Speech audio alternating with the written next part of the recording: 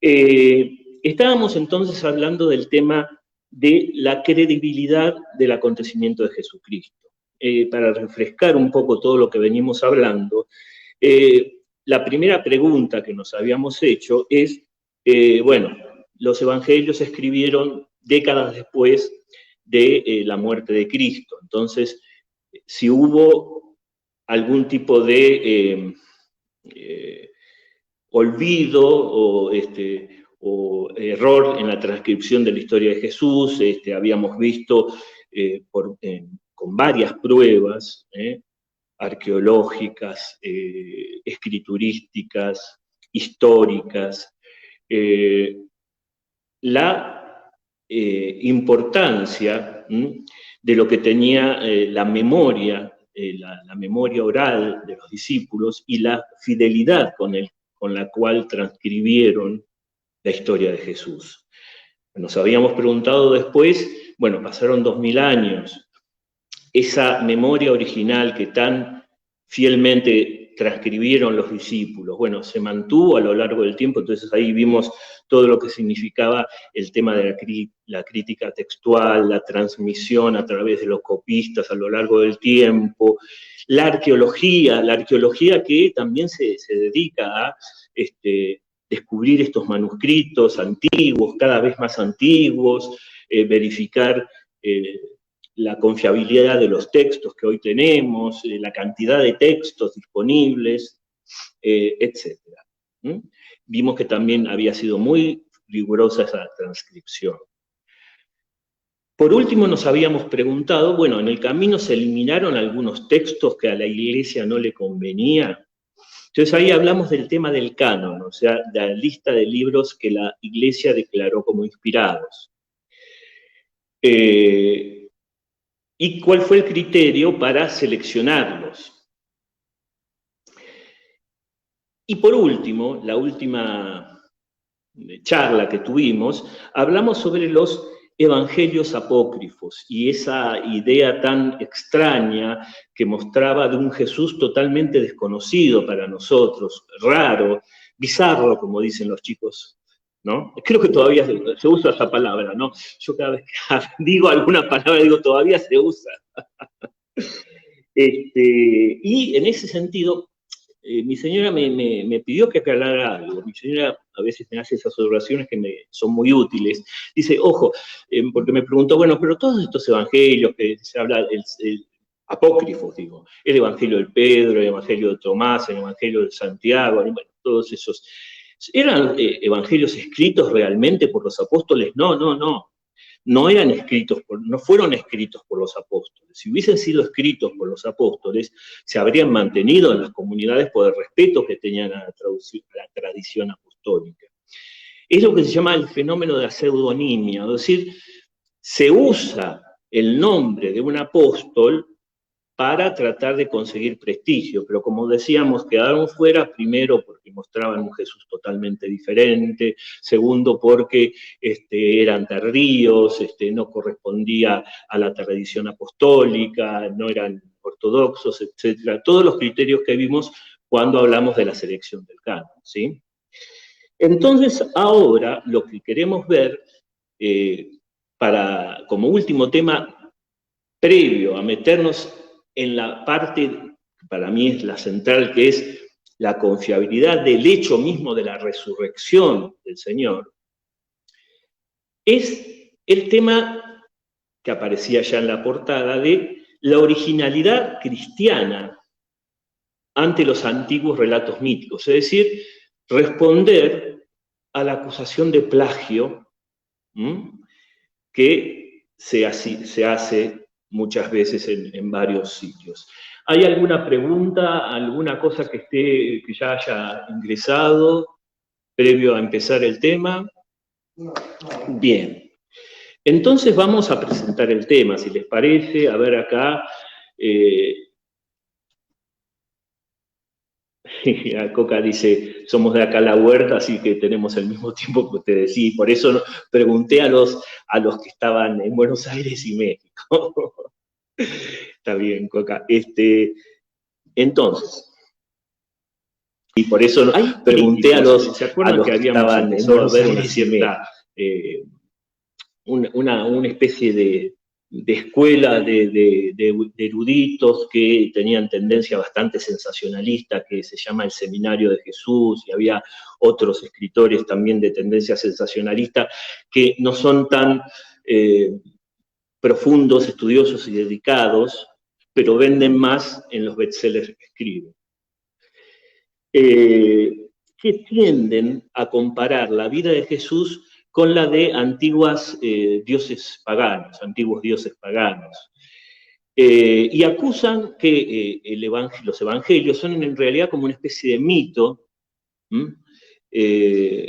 que es algo así como una especie de copia, de plagio, de antiguos mitos paganos.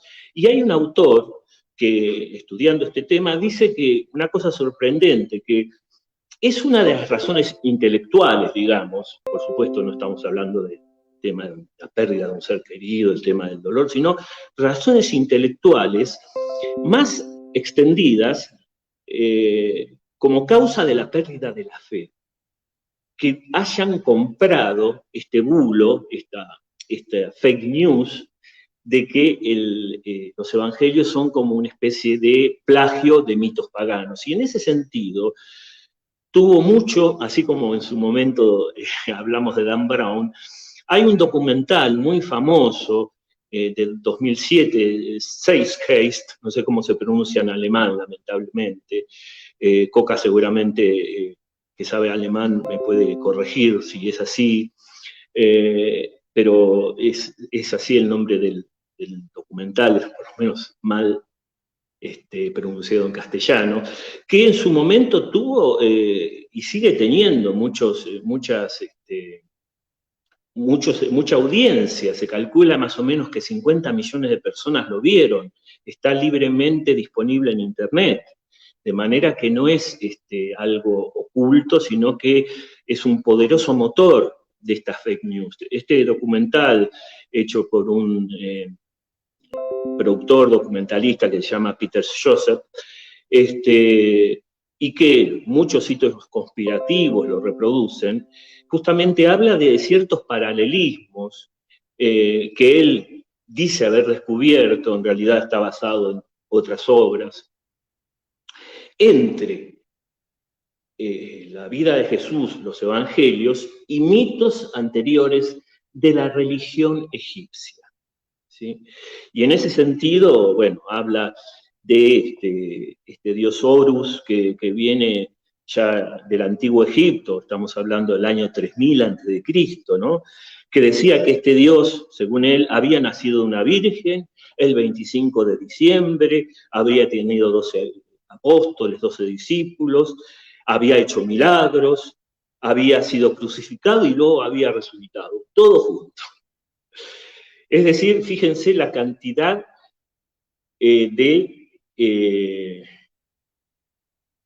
digamos, de paralelismos que cree encontrar en este relato. Santi se ha conectado. Sofi dice, hola, después no digas que no estoy. ¿Cómo que no estás? Si te vieron en misa y no subiste. Sofi, vamos. ¿Eh? Acá no la vemos, ¿cómo que no? Escúchame, Sofi, vos tenés que intervenir. ¿Qué es eso de que después no digan que no estoy? No, muy feo lo tuyo. Sabemos que estás rondando por acá o si no te escapaste. Así que vení, subite, tenés incluso un asiento acá, tenés las magdalenas, así que no hay excusa, Sofi, ¿eh? Se ríe. La contestación es jajaja. Bueno, está bien. Así vamos a actuar también nosotros. Bueno, entonces decíamos, fíjense estas acusaciones que son muy fuertes. Entonces, uno dice, intervengo de acá. Bueno, hoy está tímido. Uno lee todas estas acusaciones y dice, bueno, entonces, obviamente acá hay un plagio bastante burdo, ¿no? Bueno, vamos a ir tratando este tema, porque ya les digo, me parece interesante porque incluso es una manera de redescubrir la originalidad de la fe cristiana. Ante estas acusaciones, que vamos a ver que no son fundadas, que no son verdaderas, es una buena oportunidad de redescubrir la originalidad de la fe cristiana.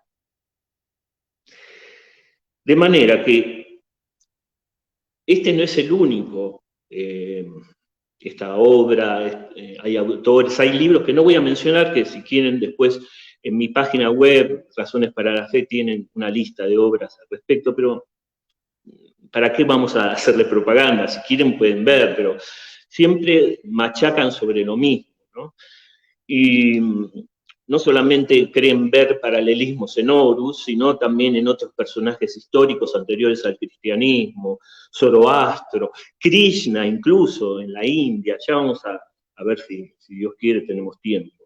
Entonces siempre la idea, la acusación es que el cristianismo robó estas ideas y construyó un Jesús que de alguna manera es una especie de plagio armado. Siempre me acuerdo que tengo que ver ahí, por eso van a ver que a veces desvío, pero que tengo que ver ahí en la cara. Que robó esto de otras religiones. Esto se desarrolló bastante en una corriente que se llamaba Escuela de la Historia de las Religiones, que surgió en el siglo XIX especialmente, pero después ya fue desacreditado.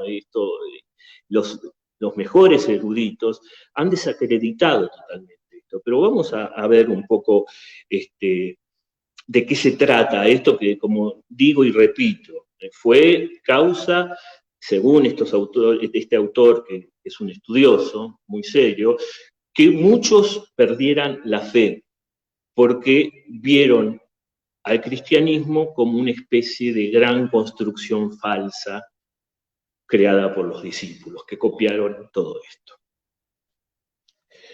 Sí, Seijet, exactamente, ese es, pero no sé cómo se pronuncia. No, ahí está, Coca, es el nombre que cita ¿cómo se escribe el nombre? Lo escribió perfectamente Fernando, que lo tenés ahí abajo, estoy leyendo las intervenciones en Facebook, es Seijet, pero no sé cómo se pronuncia. Sophie sigue desde abajo, desde donde sea que esté, dice que la queremos convencer o extorsionar, no sé, con comida. Bueno, sí, puede ser, pero sigue ahí, bueno, no sé. Ya vamos a esperar sus comentarios. De todas maneras, bueno, el tema es el siguiente, entonces. Este documental y muchos otros que se hacen eco de estas acusaciones y creen ver paralelismos en la historia de otras religiones anteriores, entonces quieren desacreditar al cristianismo como un invento, como un plagio, y eso lleva a muchos, aparentemente, a perder la fe y la confianza en que el cristianismo es verdaderamente un anuncio original de Jesús, empezando por él, por supuesto. Vamos entonces a comenzar de a poco admitiendo, porque esto es innegable, que hay algunos aspectos comparables. Los dos puntos interesantes que hay que mencionar son los siguientes. Primero, todas las religiones, todas, sea cual fuera su visión del mundo, responden a preguntas humanas que son eternas. Cuando uno ve vínculos entre diferentes religiones es porque todas quieren responder a ciertas preguntas. Preguntas como, por ejemplo, bueno, quiero tener una comunión, una fusión con Dios, así como lo descubro, quiero acercarme a Él porque creo que es fuente de mi salvación. Quiero saber si hay una vida después de la muerte.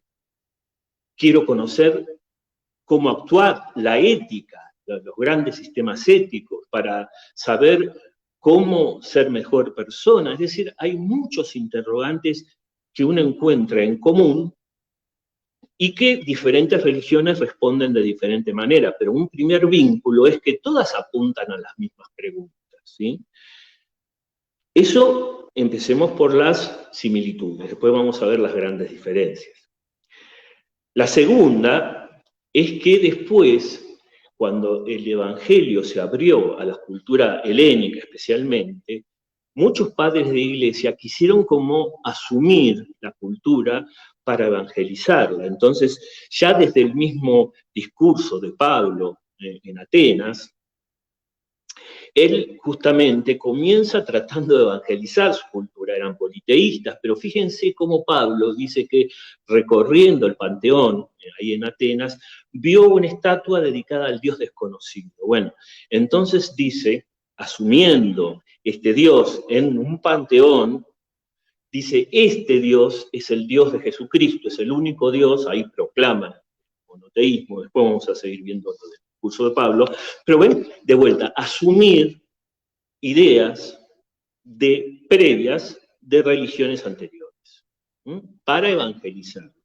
Esto especialmente también lo hizo San Justino, un gran padre de la Iglesia del siglo II, que hablaba de las semillas del verbo, es decir, las semillas del verbo, es decir, la semilla de la palabra del Hijo, esos destellos de la verdad que están en todas las filosofías, especialmente en la filosofía griega. Y eso permite, de alguna manera, ser una especie de preparación para el Evangelio. Los elementos de bondad y de santidad que tienen muchas religiones y que nos permite acercarnos asumiendo esos elementos, pero para que sea como una especie de preludio, de preparación para la verdad, ¿sí? Entonces, estos son los aspectos comparables. Hay cosas que se asumen, hay cosas que se comparten, pero así también como existen estos paralelismos, acá la fonética española casera, gracias, Coca, sería Zeitgeist. Creo, si lo pronuncié bien, gracias Coca, me mandó una especie de fonética para que lo pronuncie. Zeitgeist, si es que lo pronuncié bien. Gracias Coca, este documental. Bien. Sí, más o menos así como lo pronuncié. Bien. Así como existen estos criterios en común, estos aspectos en común, hay paralelismos que marcan estos que denuncian el plagio, que son totalmente falaces, que son falsos. Ellos, por ejemplo, ven en varias religiones, juntan esas religiones en una especie de unidad artificial, ficticia, en fragmentos de información que toman de diferentes religiones, y con eso fabrican una especie de religión universal que nunca existió. Es como que toman lo que se llama el sincretismo, toman de diferentes fragmentos de religiones y arman un todo que en realidad nunca existió. Y ese todo denuncian que es idéntico al cristianismo, cuando en realidad no hubo tal cosa, sino fragmentos. Ahora vamos a ver que incluso esos fragmentos es muy discutible que tengan verdaderas paralelismos, verdaderas similitudes. Además, esto por un lado, además usan términos equívocos. Se afirma, por ejemplo, como acabo de decir en este documental, no voy a volver a repetir el nombre, que está en internet, de un Dios muerto y resucitado, empleando vocabulario cristiano para describir algo que en realidad no era la resurrección. Si nos metemos bien ahora vamos enseguida a referirnos a eso, en lo que se quiere describir en ese mito concreto, por ejemplo, de Horus, del dios Horus egipcio. Entonces, ¿qué hacen estos eruditos, pseudo-eruditos o eruditos sensacionalistas, si quieren llamarlos así? Redefinen términos para postular lo que quieren demostrar. ¿Se entiende esto? Es decir, lo que quieren hacer en realidad, en lugar de analizar objetivamente la idea que hay detrás, por ejemplo, de esto del del dios Horus y sus relatos, redefinen términos para que se adecue a aquellos que quieren demostrar. Entonces después, incluso menciona irónicamente este autor que mencionaba antes, se sorprenden de las similitudes, dice, ¡eureka! Miren, acá están los paralelismos, pero lo primero que hicieron es redefinir los términos para que se adecuaran a los que ellos buscaban. Cuando uno empieza a estudiar estos relatos, se da cuenta uno que no están hablando, por ejemplo, de resurrección, es otra cosa diferente. Ahora vuelvo sobre eso, ¿no? Pero el tema es que creen ver dependencias falsas, ficticias, ahí donde en realidad no existe tal dependencia porque hay como una especie de distancia enorme entre las ideas que hay detrás de estos mitos y el anuncio original, único, irreductible de la fe cristiana.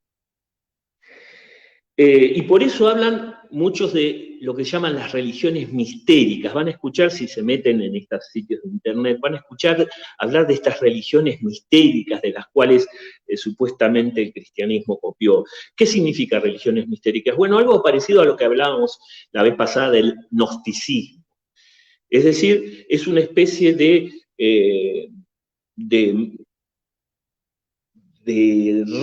círculo iniciático, ¿no? Con misterios, conocimientos ocultos,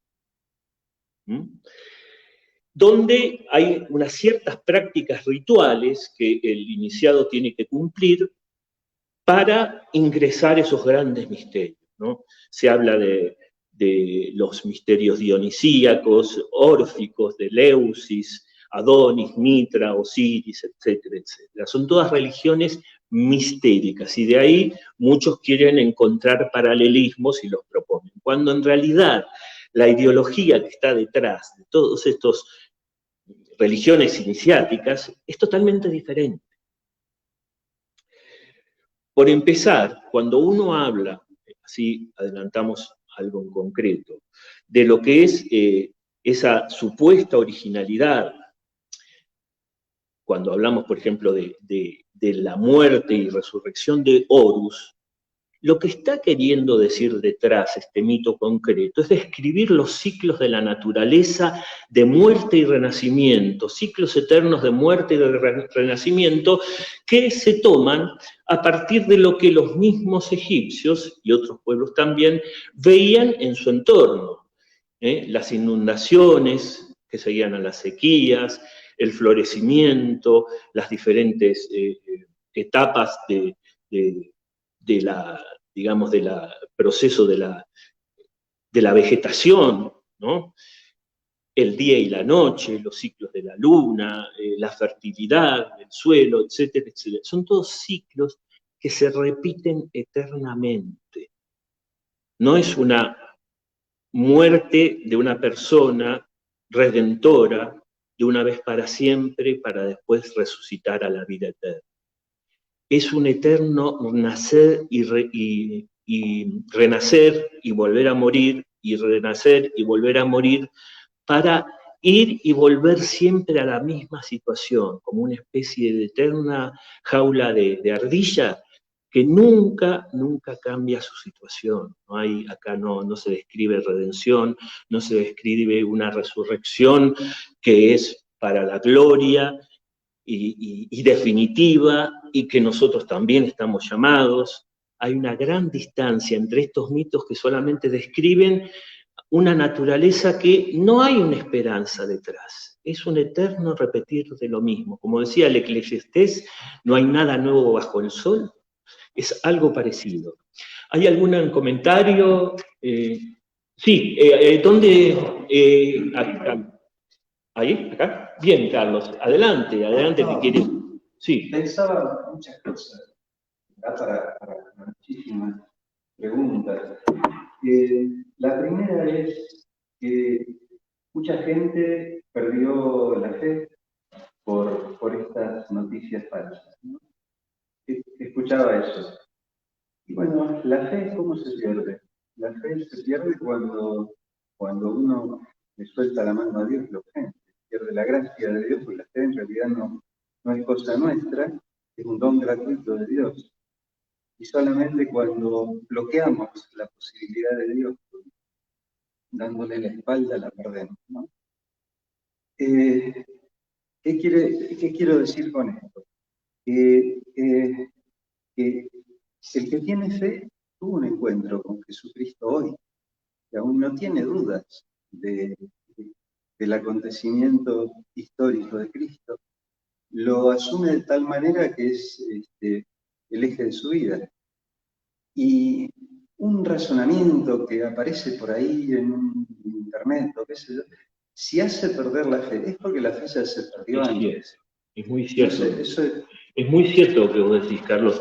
Está muy bien lo que decís, porque en realidad esta fe es una fe colgada con alfileres, es una fe que dependía solo de argumentos racionales, es una fe que no dio ese salto a los brazos de Dios y que en la vida empezó a percibir lo que son los frutos de la gracia, ¿no? Es muy cierto eso.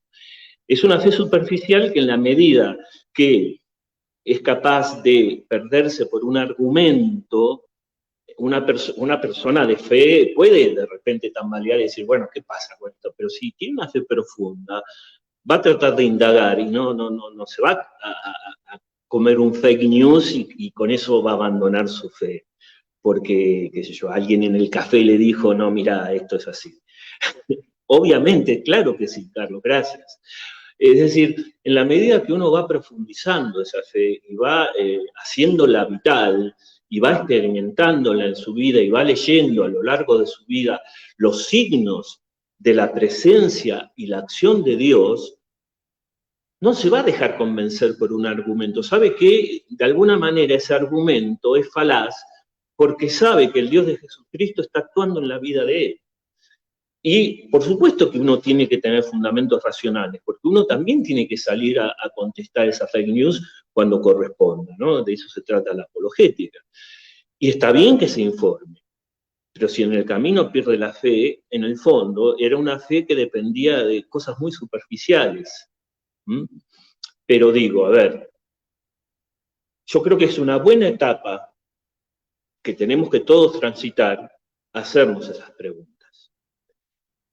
Y eso es la gran oportunidad para purificar la fe. Una fe que se deja cuestionar por este tipo de cosas, si no se pierde, porque era muy superficial, sale fortalecida, sale con mayores fundamentos, sale capaz de dialogar con el otro.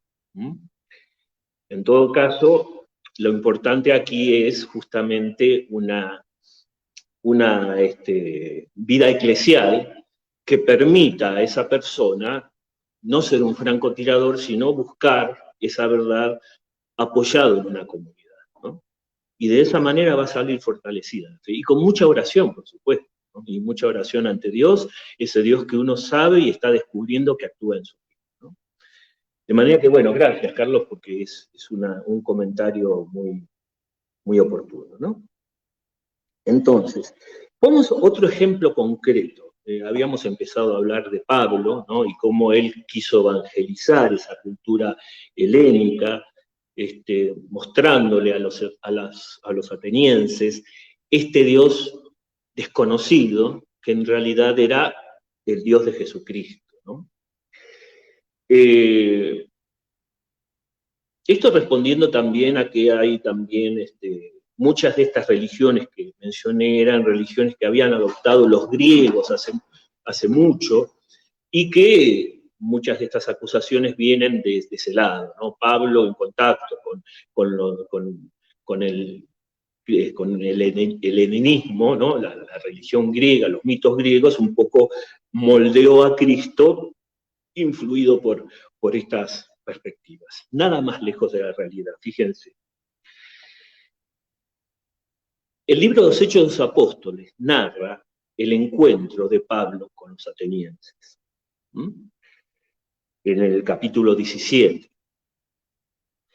Pablo es abordado por los griegos de Atenas y le preguntan, ¿podemos saber cuál es esa doctrina nueva que enseñas?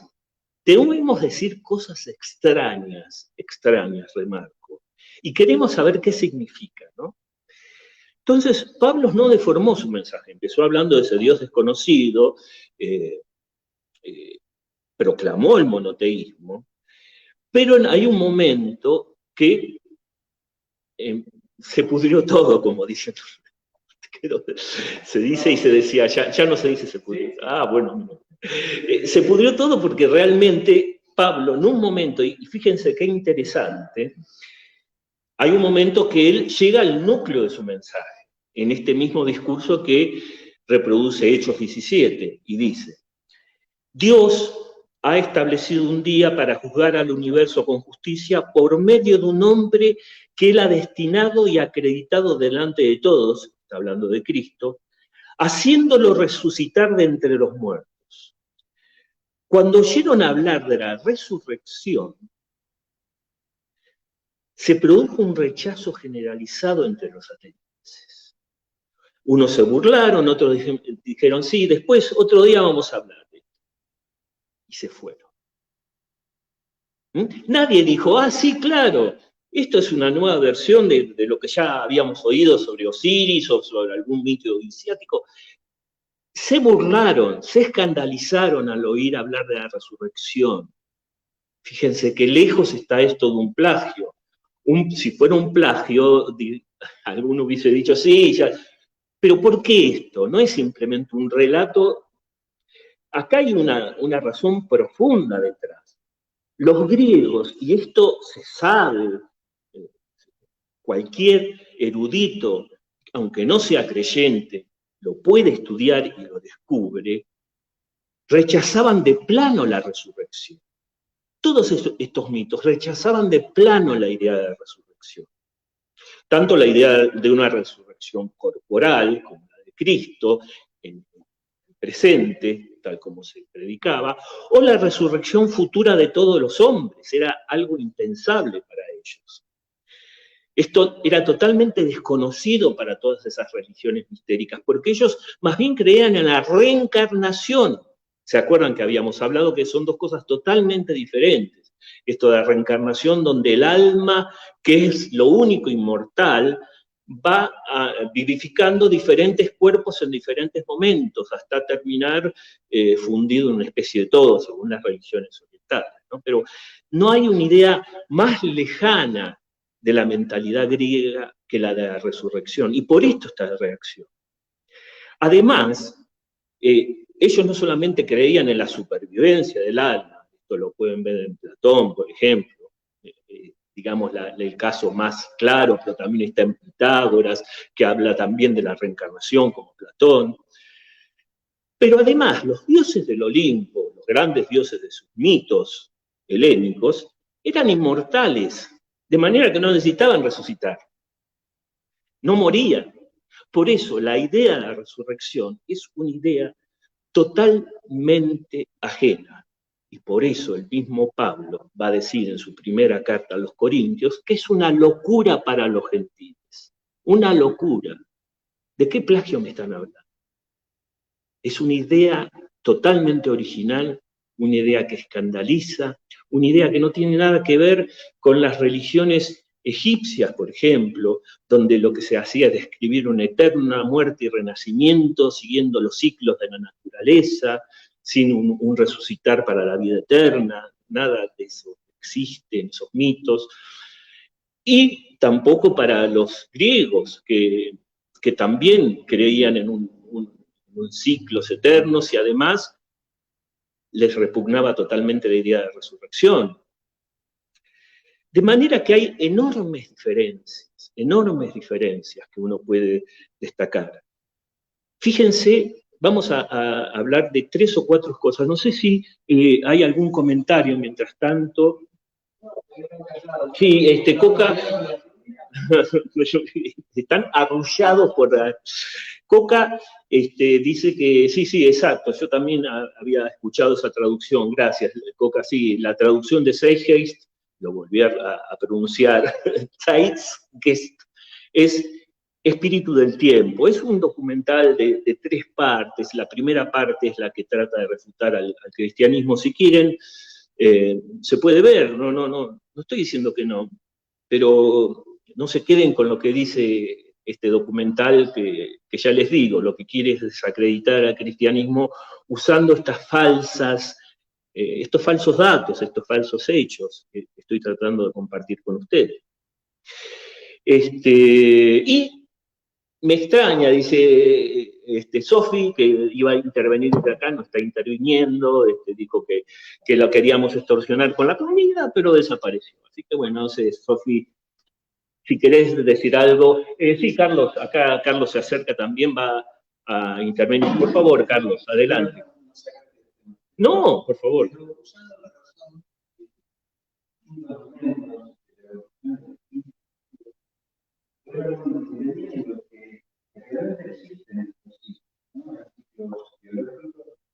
Son abordados por la persona.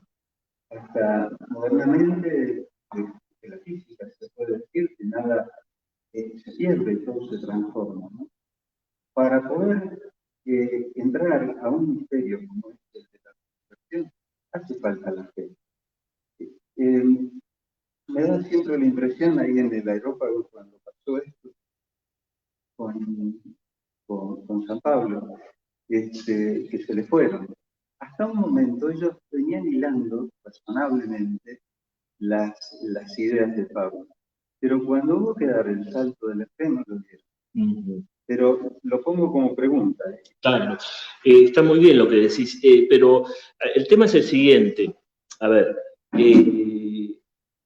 se necesita un salto de fe para creer en la resurrección. ¿Por qué?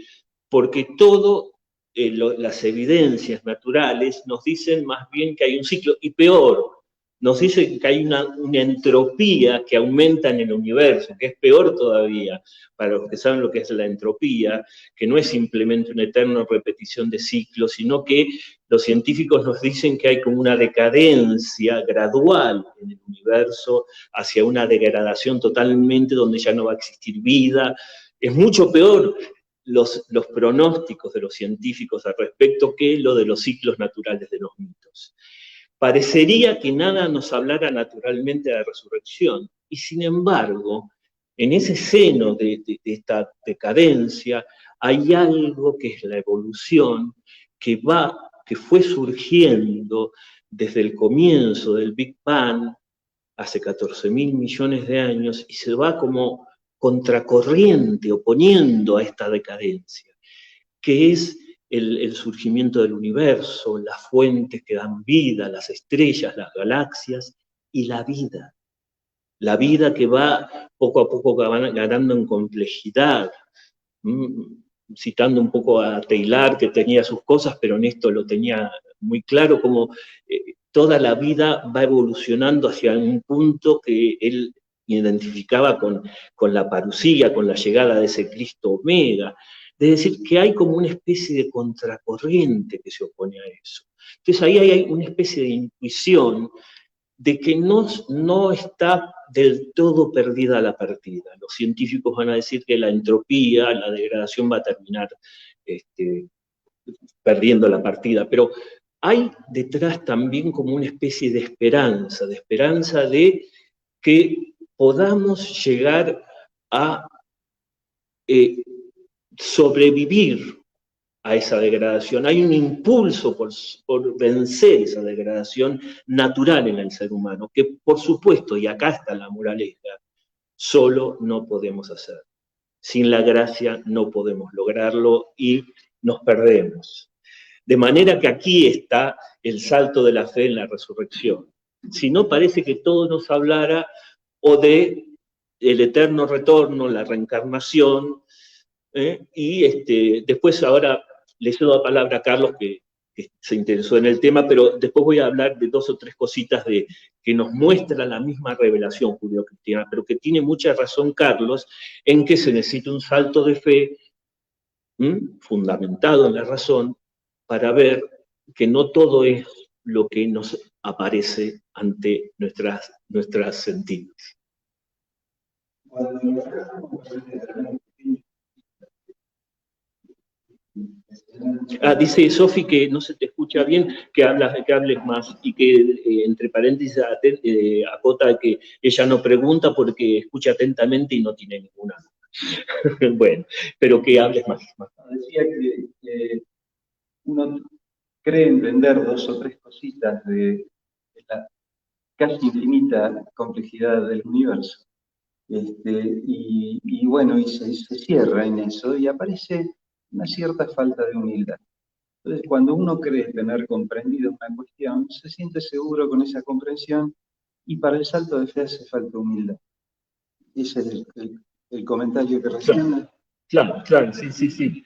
Acá me dicen, todos dicen que no se lo escucha bien acá, ¿no? Todos dicen lo mismo. Bueno, espero que esta última se haya escuchado, si no, repito, lo que dice Carlos es que sí, se necesita humildad para el salto de fe, porque si no, si uno cree tener todas las variables controladas y estar tan seguro de la ciencia que nos adelanta, que nos enseña, pero que no es lo último, no es la última palabra, porque siempre somos limitados, se necesita una cierta humildad para ver que uno no es el centro del universo, que uno no tiene el conocimiento total, y esa especie de último paso que hay que dar para entregarse a aquello que uno no puede terminar de percibir, pero no solamente eso, sino también a un otro que quiere mi bien y que es persona, no es una realidad así indeterminada.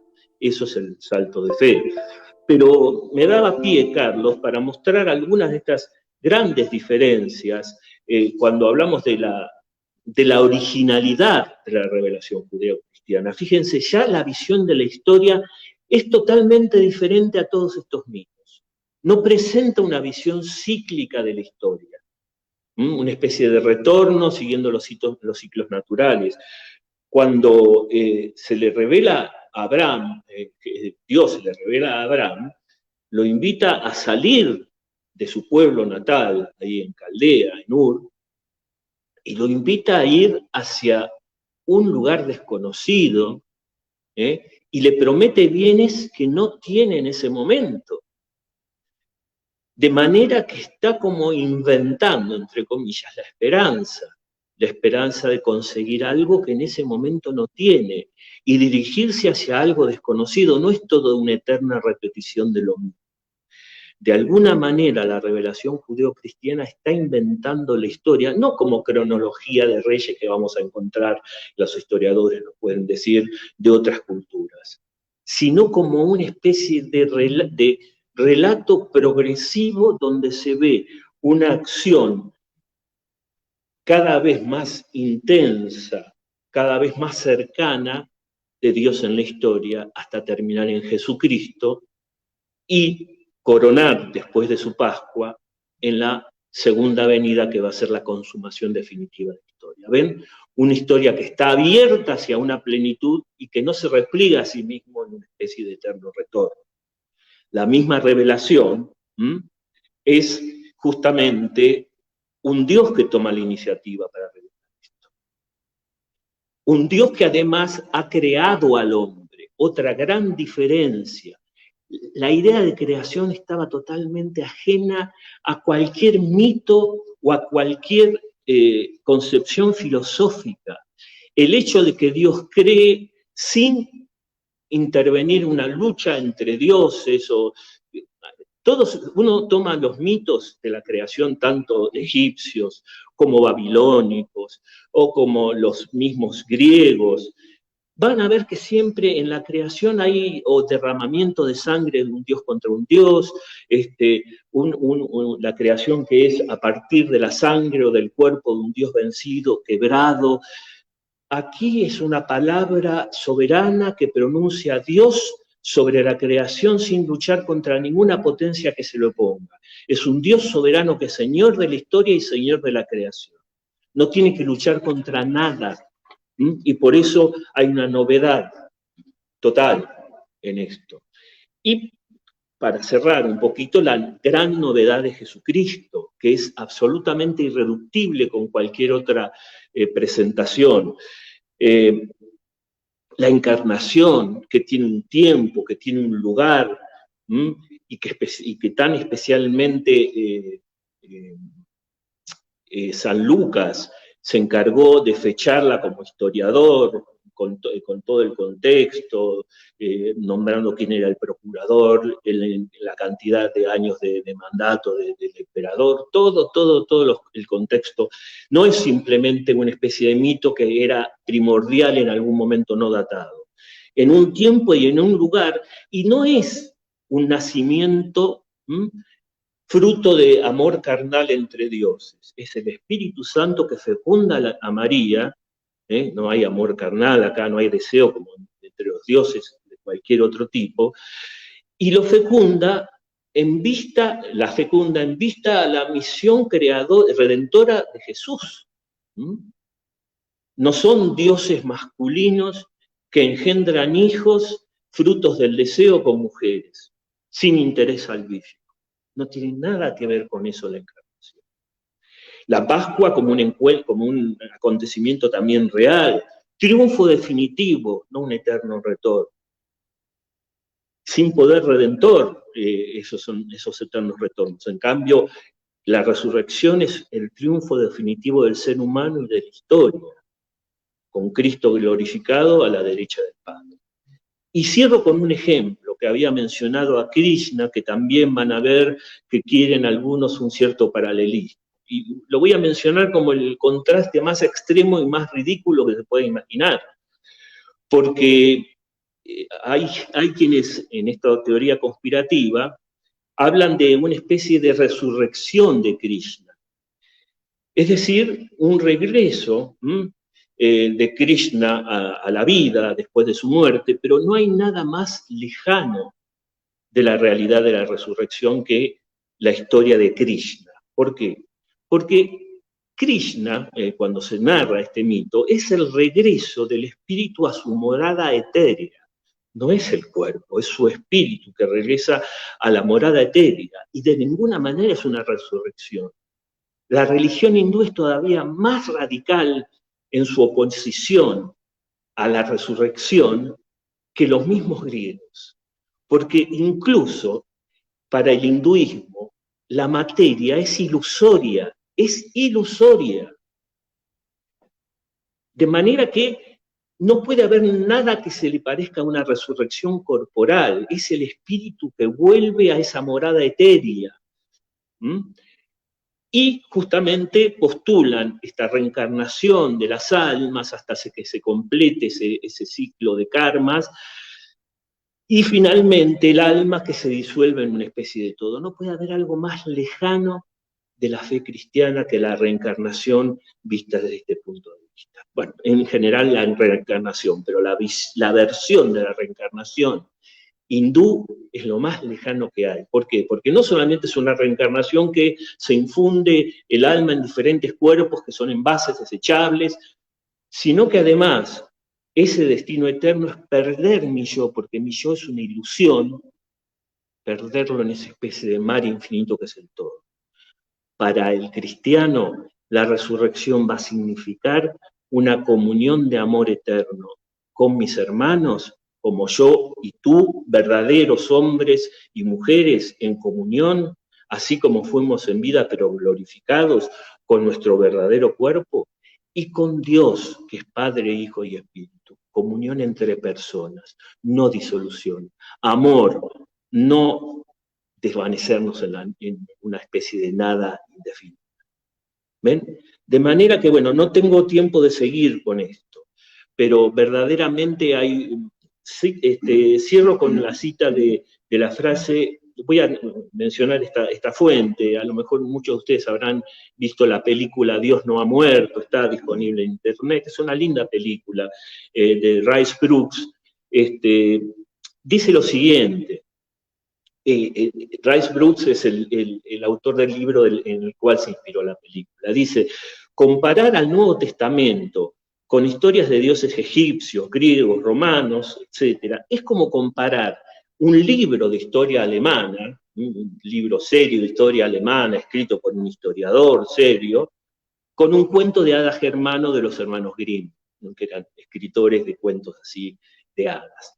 De manera que no puede entonces haber algo más lejano entre esta proclamación original del acontecimiento de Jesucristo ya preparado desde el comienzo de la revelación, con todas estas historias. Lamentablemente todas estas historias son sencillas, son sensacionalistas y venden bien, porque uno siempre quiere descubrir las conspiraciones que hay detrás y que la iglesia que quiere ocultar, pero cuando uno estudia de una manera objetiva y profunda, se dan cuenta que en realidad no hay puntos de comparación y que están usando un lenguaje prestado para después demostrar lo que quieren llegar o sea, para llegar a demostrar aquello que ya tenían en mente antes, ¿entiende? De manera que, bueno, terminamos aquí. Espero que esto, a ver qué dice, acá Sofi dice algo. Lo que tiene en particular el cristianismo es que nos muestra su poder haciéndose el más pequeño de todos. Sí, sin duda, acá hay otro tema, ¿no? El tomar partido por aquello que es lo más débil, lo más pequeño. Los dioses del Olimpo, por ejemplo, se quedan ahí en el cielo y lo único que hacen es interaccionar con el hombre para su propia diversión, ¿no? Y me acuerdo, a raíz de lo que dice Sofi, con esto si quieren cerramos, decía Nietzsche, que abominaba del cristianismo, que decía que se queda con los dioses del Olimpo, omnipotentes, que se quedan en el cielo gozando de su omnipotencia y jugando con los seres humanos, que un Dios, el Dios de Jesucristo, que toma partido por lo más débil, lo más despreciable. Él, en su visión, que rechaza esa moral de débiles, de esclavos, que decía que era la moral cristiana, y como dice Sofía acá, es cierto. Otra de las cosas desconcertantes es como Dios toma partido por el más débil, por el más insignificante, por el más despreciable, en lugar de quedarse arriba como los dioses de Olimpo disfrutando en su interacción de las desgracias humanas. Así que bueno, nada más lejano entonces entre nuestra fe, que tiene estos sólidos fundamentos y esta originalidad irreductible, por más que los sensacionalistas quieran decir lo contrario, ¿no? Bueno, muchas gracias entonces.